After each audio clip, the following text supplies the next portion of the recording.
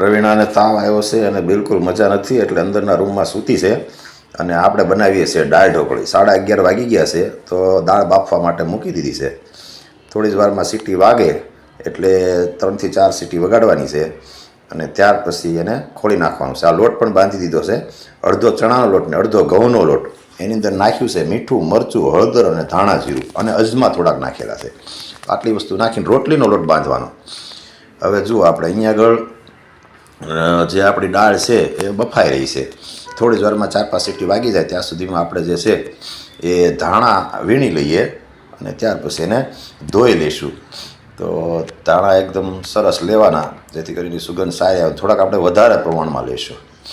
એટલે શું કે ધાણા જે છે અમથા હેલ્થ માટે બેસ્ટ છે. વિટામિન એ એમાંથી મળે છે. આંખો માટે બહુ સારા, કિડની માટે પણ સારા.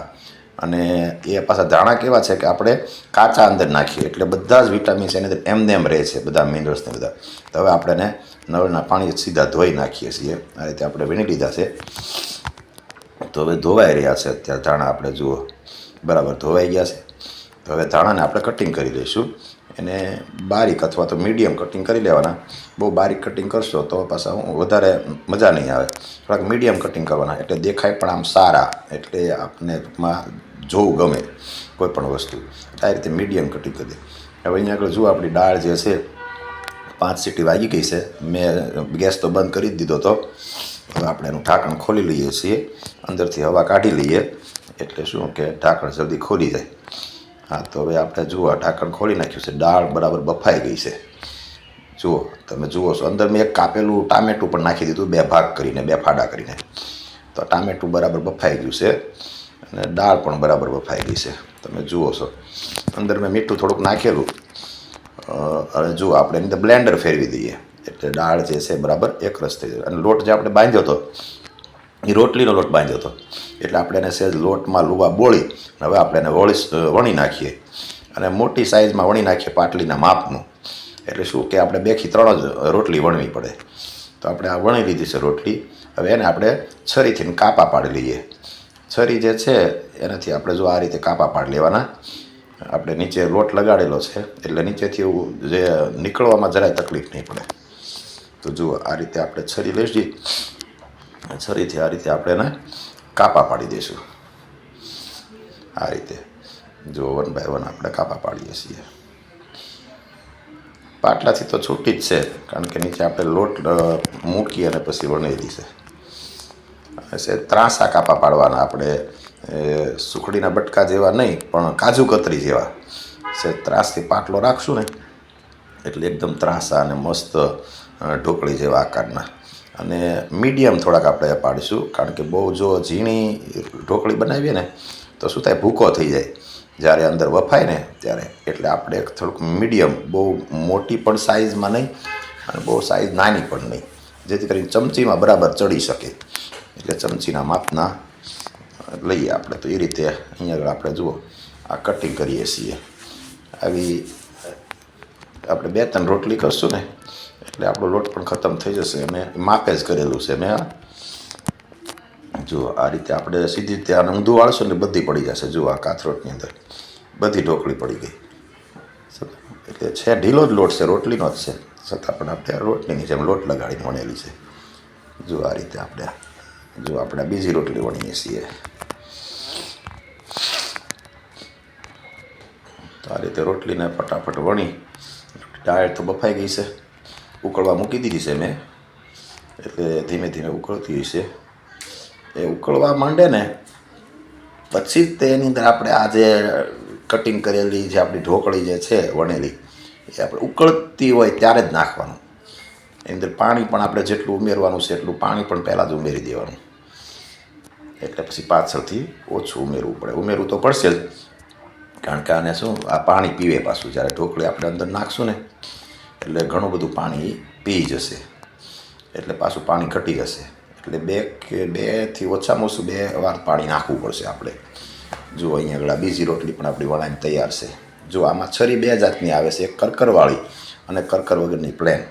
તો આપણે અહીંયા આગળ જે છે કરકરવાળી લઈ લેવાની, કારણ કે એનાથી શું થાય, રોટલી ભેગી થઈ જાય.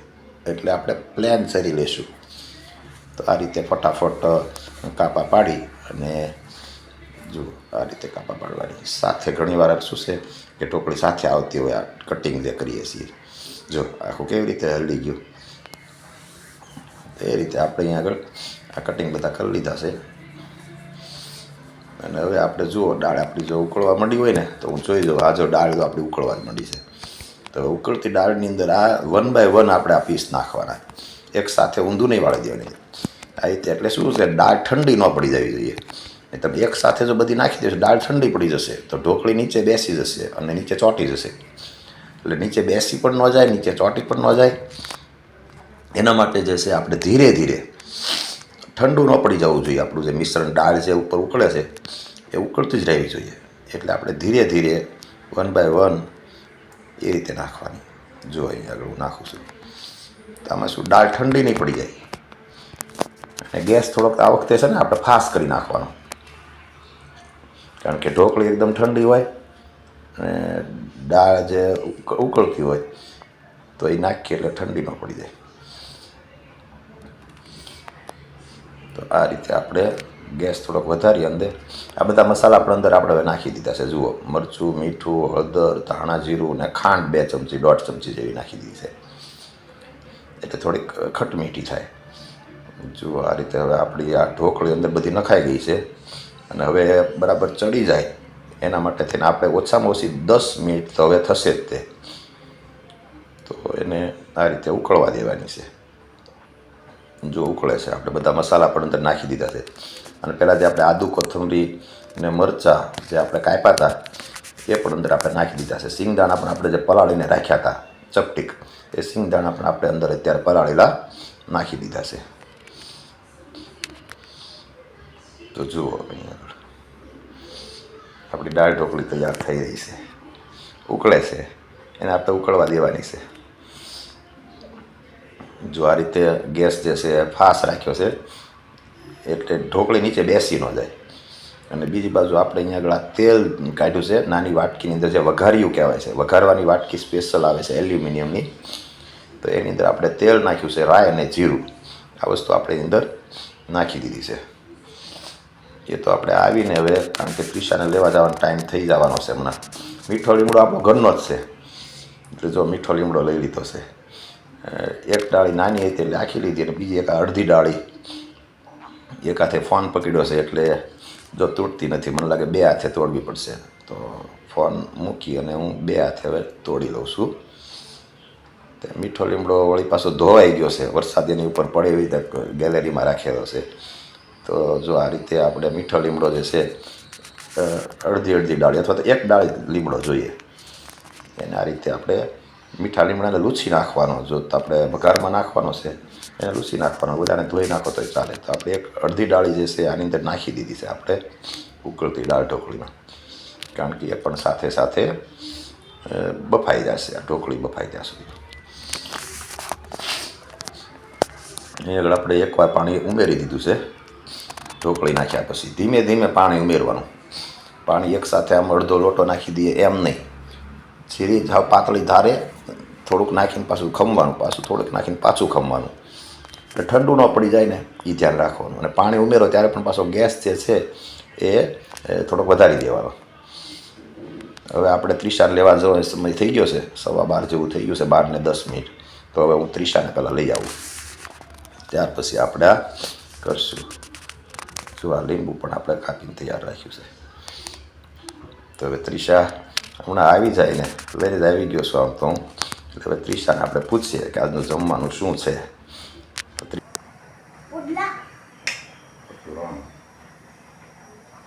કેટલા ચાન્સ મળશે? 3 ચાન્સ.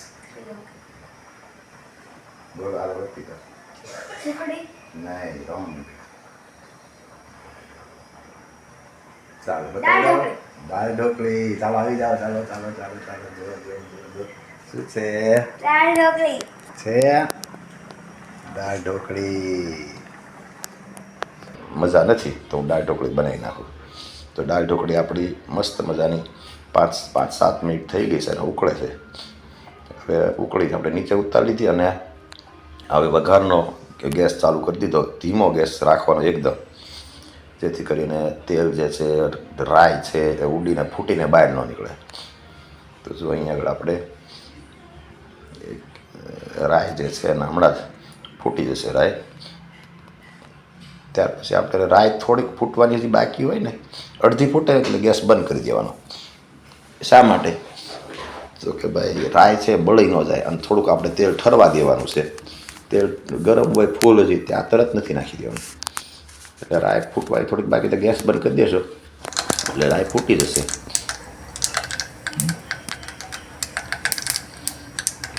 જો આ રાય ફૂટે છે. આ મીઠો લીમડો નાખી દીધો. અડધી ડાળી બાકી રાખી હતી એ મીઠો લીમડો પણ આપણે આમાં નાખી દીધો છે. તો હવે આપણે વઘારિયાની અંદર નાખી દીધી છે આપણી દાળ ઢોકળી. આમ તો રેડી જ છે હવે. જુઓ આ રીતે આપણે દાળ ઢોકળીની અંદર વઘાર પણ કરી નાખ્યો છે. એ વાટકી જ આખી અંદર નાખી દઈને લઈ લીધી. આપણે હવે લીંબુ નીચોવાનું બાકી છે. આ રીતે તમે નીચે ઉતારીને લીંબુ નીચવશો ને તો લીંબુનો સ્વાદ, એની સુગંધ, એનો ટેસ્ટ એ બધું જળવાઈ રહેશે. આ રીતે નીચે ઉતારી અમે તો લીંબુ નાખીએ એટલે શું એની સુગંધ આવે. ઉપર તમે લીંબુ નાખી દેશો ને તો ખટાશ આવશે પણ લીંબુની સુગંધ નહીં આવે. અહીંયા આગળ મસ્ત મજાની તમને લીંબુની સુગંધ આવશે. તો આ રીતે આપણે આ લીંબુ નાખી દીધું. અને ધાણા પણ અમે એવી જ રીતે લાસ્ટમાં નાખીએ. એટલે શું કે ધાણાની સુગંધ જે છે એ પણ આપણને મસ્ત આવે, એનો ટેસ્ટ પણ આપણને આવે.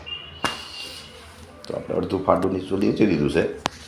બીજું અડધું ફાડું જે છે એમાંથી આપણે હવે થોડુંક નીચવશું, કારણ કે વધારે પછી બહુ ખાટું થઈ જાય ને તો પણ ખાવાની મજા નથી આવતી. એટલે આપણે એક લીંબુનો 2 ભાગ કર્યા, તેમાંથી એક ભાગ નીચું અને બીજા ભાગમાંથી અડધું જ નીચવું છે. અને આ અમારું 3 લીટરનું કુકર છે. હવે આપણા ધાણા જે આપણે ધોયા હતા ને કાપ્યા હતા એ ધાણા પણ અંદર નાખી દઈએ છીએ. ધાણા તો તમે વધારે નાખો, અમે વધારે જ નાખીએ, કારણ કે એ બાને ધાણા ખવાય પણ જાય અને કોઈ પણ વસ્તુનો ટેસ્ટ પણ સારો આવે. તો આ ધાણા અમે અંદર નાખીએ છીએ. જો આ તો ધાણા નાખી દીધા છે. હવે આપણે આને ધીમે ધીમે મિક્સ કરી નાખવાનું. એ રીતે મિક્સ કરવાનું કે ઢોકળી આપણી ભાંગે નહીં, કારણ કે એકદમ બફાઈ ગઈ હોય ને એટલે એકદમ સોફ્ટ થઈ ગઈ હોય. તો આ રીતે હા એકદમ હળવા છે. આપણે આ લીંબુ નાખ્યું છે, ધાણા નાખ્યા છે, આ બધું આપણે મિક્સ થઈ જશે.